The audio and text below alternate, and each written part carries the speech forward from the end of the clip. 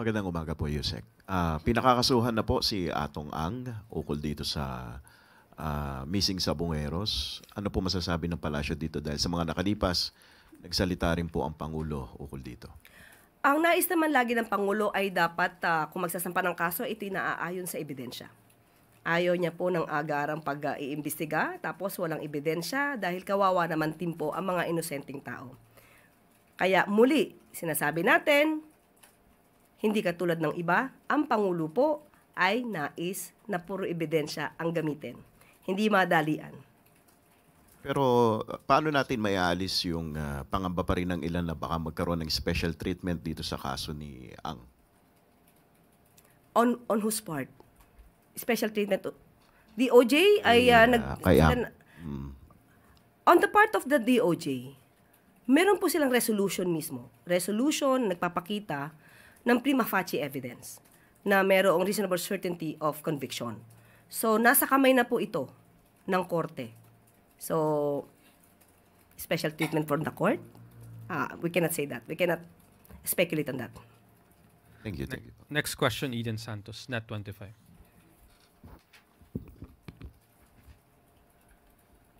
Yusek, regarding po sa mga kaso ng HIV/AIDS sa Pilipinas, medyo alarming na po yung pagdami. Merong 250,000 Filipinos live with HIV. Meron na po ba tayong update dun sa figures kung ilan po talaga? At ano po yung mga ginagawang hakbang ng gobyerno natin para matugunan po yung sa pangunguna ng DOH yung mga pasyente po na mayroong AIDS sa ating bansa? Opo, nakausap po mismo natin ang pamunuan ng DOH at sinasabi nila based sa UNAIDS 2024 Global HIV Data, may estimate na population po tayo ng 217,700 people living with HIV at with 30,800 annual new cases of HIV infections. So sa ngayon po ay pinapalawak po ng DOH ang testing sa lahat ng mga bukas centers at pinapapasok na rin po sa bawat primary care facility sa pamamagitan ng pagrepaso ng yakap para ito'y maisama itong ating mga kababayan na living with HIV. At ang DOH na rin po ang bumibili ng pre-exposure prophylaxis na nakakatulong sa pagpigil ng paghawa. Sa bahagi po ng Calabar Zone, mataas po ang mga kaso ng HIV. May we know kung meron pong nabanggit na dahilan ng DOH, bakit po doon nakakapagtala ng mataas na kaso po? Alam naman natin po ang top 3 regions, no? At kung bakit nagiging prevalent or lumalaganap ito. Ang una pa rin po, ang reason ay yung sexual contact. So, siguro mas maganda po talaga na mas malalim na pagbibigay informasyon sa mga publiko ang maaari lang sapitin kapag hindi sila responsable sa kanilang mga aksyon. Follow-up question from Maris Umali, GMA7.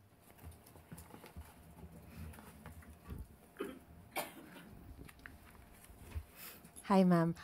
Just to follow up on the traffic and COA report.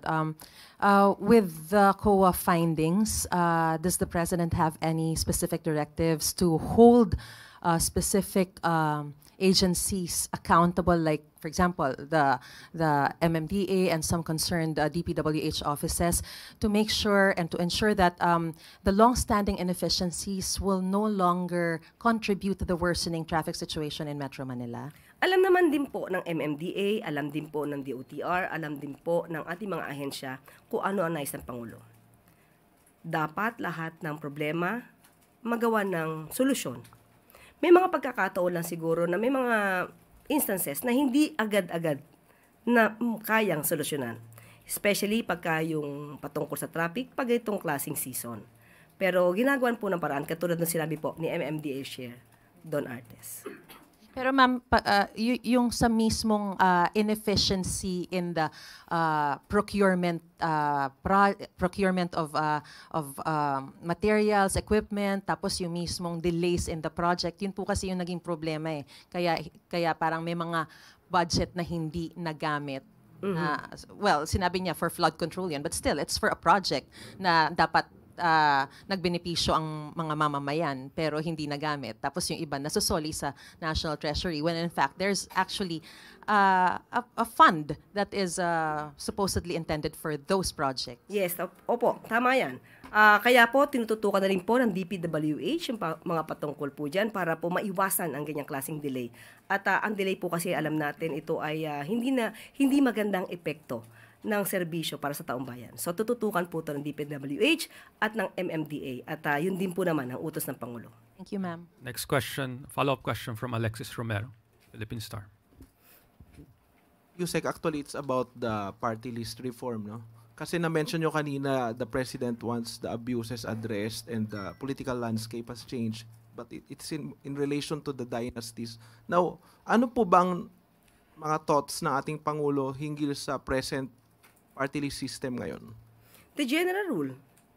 The general idea na meron ang party list. Pero sabi nga natin, kung ano man yung bill na yan, aaralin ng Pangulo. Mahirap po kasi magbigay ng opinion ngayon, but ang nasa paningin ng Pangulo ay kung ano ba ang sinasabi patungkol sa dynasty, mga magkakamag-anak na nasa politika. At sa ngayon po ay lahat po ng mga previous bills na hindi naman napasa, i-calculate po ito at aaralin po na mabuti. Ano po kaya yung mga particular concerns ng Pangulo hinggil sa kasalukuyang party list system kaya nagtulak sa kanya na hingiin sa Kongreso na i-prioritize yung reforms doon sa party list law? Marami kasi talaga umaabuso. Instead na marginalized sector ang talagang naiboboto, nagagamit na ibang mga abusong politiko. Salamat po. Next question, Sam Medinilla, Business Mirror. Ay, good morning, ma'am. Under po dun sa EO 107 na nirelease recently ni President Marcos, may TWG raw na i-create para i-review yung base pay and allowance increases ng mga MUPs. Nakalagay po doon na para raw po maging sustainable. Napag-usapan po ba ito doon sa sa LEDAC meeting kahapon at saka yung proposed na MUP pension reform na earlier na shelf ng economic managers this year po? Hindi po siya napag-usapan kahapon pero ito po ay parte na po noong nakaraang Kongreso, 19th Congress. At ipinupush din po ito ng Pangulo. Tapos last na lang po, yung proposed na increase po dun sa base pay increase tsaka yung sa allowance po, magkano po kaya yung gagastusin ng government for that starting next year? At saka saan po kukunin yung funding? Kung saan kukunin, sabi po ng DOF at ng OES at DBM, ito po ay meron na po na nakalaan para sa 2026 budget. Bali, magkano po kaya? Sa ngayon po, wala tayong pinaka-details kung magkano, pero nakalaan po ito. Hihingin ko po ang pinaka-detalye kung magkano sa kanila. I-clarify ko lang kasi 'di ba na recently lang po na mention ni President tong increase na to. Pero yung parang yung deliberations po doon sa 2026 budget, parang nagdaan na rin po siya. Nasa final phases na po ngayon. So, paano po siya na-include doon sa... Kasi po yun ang nais ng Pangulo even before. So, talaga po na pinalano po ito. Thank you po. Next question, Maricel Halili, TV5. Magandang umaga po, Yusek. Yusek, may we have your thoughts about the new travel request of Congressman Pulong Duterte? So he requested na makapag-travel for 2 months in 17 countries. Your thoughts on that? Nais niya magbiyahe. May pera siya. Gawin niya yung pera niya, sabi niya. 17 countries? Nasa kanya po yun. At kailangan din siguro malaman ng constituents niya na siya ay nasa ibang bansa at nasa bakasyon ng halos more than 2 months. So wala tayong masasabi kung yan ang nais niya. But since it's a personal travel, he is not required to report to his constituent. Ganun po ba yun? Do you find this concerning in a way? Dapat malaman ng mga constituents niya dahil more than 2 months siya mawawala. Hindi po siya official travel. Kahit hindi siya official travel. Kasi lahat ng public servant dapat nagsisilbi sa bayan. At kung magbabakasyon ng mahigit 2 buwan, hindi natin alam kung paano niya i-explain ito. sa kanyang constituents. Well, anyway, meron siya. Alam niya naman po ang kanyang ginagawa. Thank you, Yusek. Follow-up question from Chloe Ofana, Business World.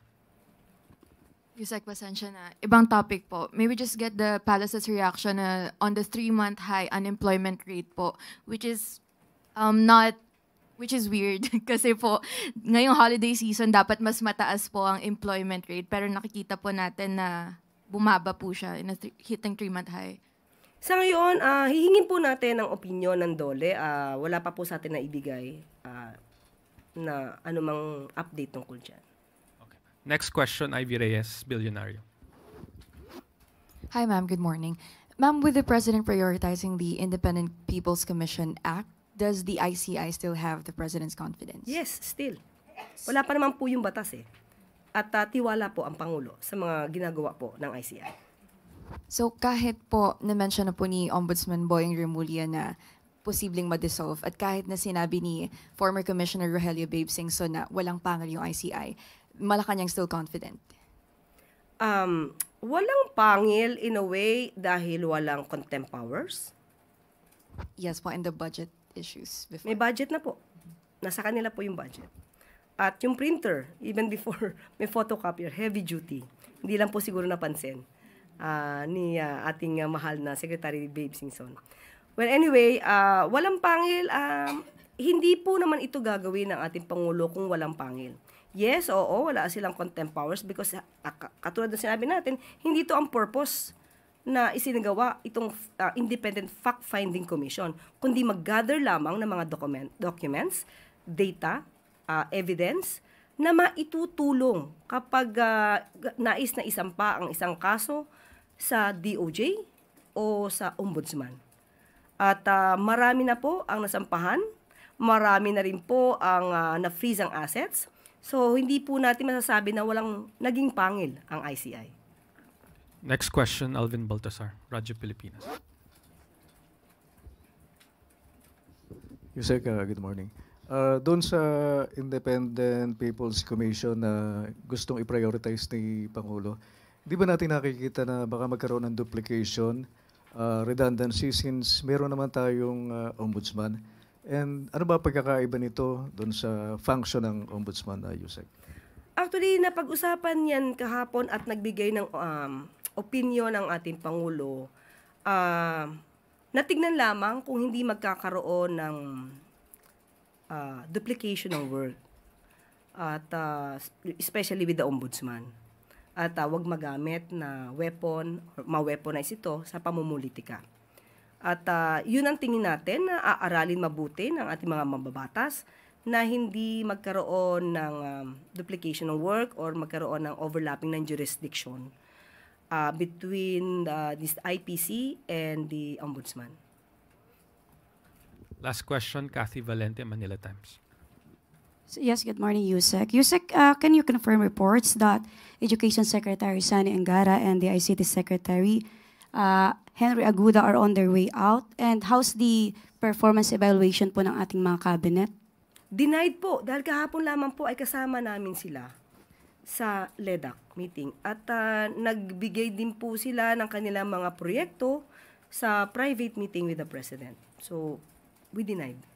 Okay, isa pa ma'am, follow-up lang. What does the President think about the performance of his cabinet this year despite yung sunod-sunod na pagbitiw ng kanyang mga cabinet following yung mga allegations sa corruption related sa flood control? So, paano po ma-rate ng Pangulong ating cabinet this year? Sa ngayon, nakikita po ng Pangulo na ang kanyang mga cabinet secretaries ay nagtatrabaho. Nakita naman natin, sunod-sunod ang kalamidad, sunod-sunod ang bagyo, pero nandiyan pa rin po at nakakatulong tayo sa ating mga kababayan. So, kontento po ang ating Pangulo sa lahat ng kanyang mga cabinet secretaries at habang nananatili sila dyan, nandiyan pa rin po ang tiwala ng ating Pangulo sa kanila. Pero ma'am, meron bang mga susunod na sisibakin or maalis sa pwesto? Sa ngayon, wala pa sa ating na ibibigay na anumang update. Wala pa po. That is the last question, Yusek. Thank you. Maraming salamat. At bago tayo magtapos, 60 billion excess funds ng PhilHealth na gamit sa health at social service programs ng pamahalaan. Binigyan diin ngayon ng Department of Health na karamihan sa 60 billion pesos excess fund ng PhilHealth ay napakinabangan ng taumbayan. salungat sa sinasabi ng iilan. Nagamit ang pondo sa health at social services ng pamahalaan, kagaya na lamang ng Health Emergency Allowance o HEA. Ayon sa report ng DOH noong Martes, umabot halos sa 6 million na healthcare workers ang nakinabang sa nasabing programa ng PhilHealth. Ang HEA ay ibinibigay sa mga healthcare workers na nagsilbi at nagsakripisyo para sa publiko noong kasagsagan ng COVID-19 pandemic na hindi nabayaran noon. Nagamit din ang pondo para sa iba pang programa, katulad ng medical assistance to indigent and financially incapacitated patients at ang pagbili ng iba't ibang medical equipment para sa DOH hospitals, LGU hospitals, at primary care hospitals or facilities. Malaking bahagi rin dito ay napunta sa 3 DOH health facilities at sa health facilities enhancement programs. Dahil sa ilalim ng administrasyon ni Pangulong Ferdinand R. Marcos Jr., walang pera ng taumbayan ang masasayang. Lahat ay napupunta sa makabuluhang programa na naglalayong maiangat ang kalidad ng pamumuhay, lalo na ang kalusugan ng bawat mamamayan.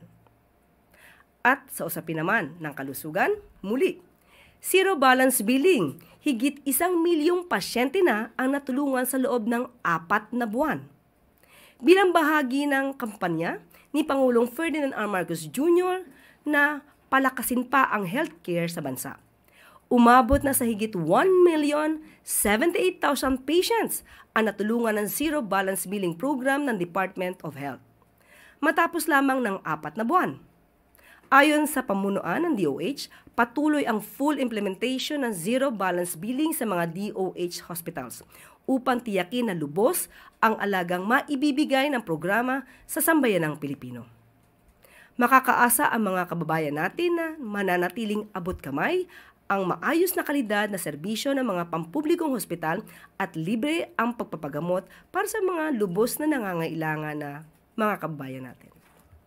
4 na buwan matapos ang sona ng Pangulong Ferdinand Bongbong Marcos Jr. noong Hulyo, umabot na sa 1,078,164 na pasyente ang natulungan ng Zero Balance Billing Program na direktang iniutos ng Pangulo na gawin sa mga DOH hospital.